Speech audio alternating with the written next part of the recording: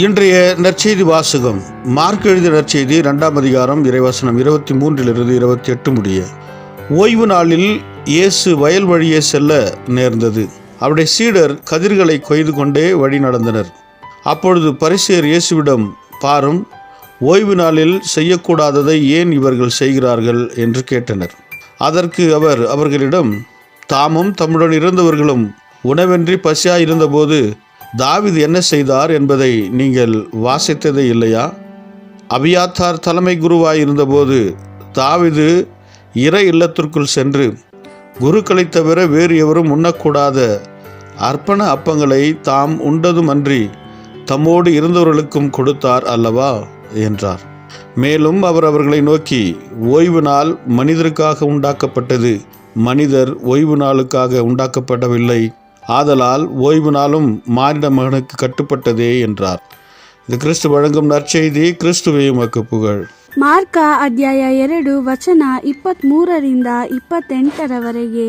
ಸಬ್ಬತ್ ದಿನದಂದು ಯೇಸು ತನ್ನ ಶಿಷ್ಯರೊಂದಿಗೆ ಕೆಲವು ಹೊಲಗಳ ಮೂಲಕ ಹಾದು ಹೋಗುತ್ತಿದ್ದನು.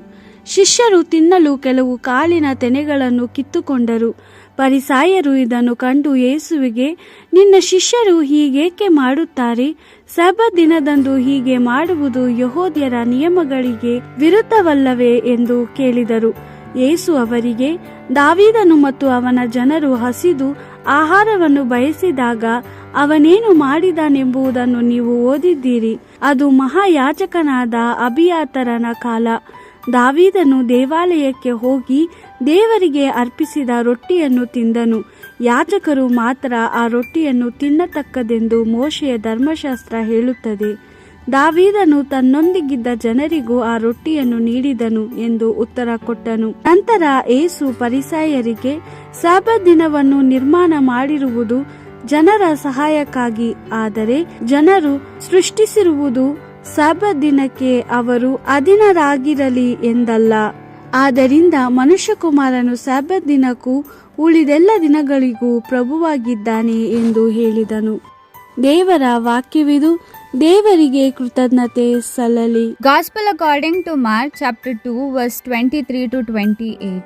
One Sabbath Jesus was walking through the grain fields. As his disciples walked along with him, they began to pick the heads of grain.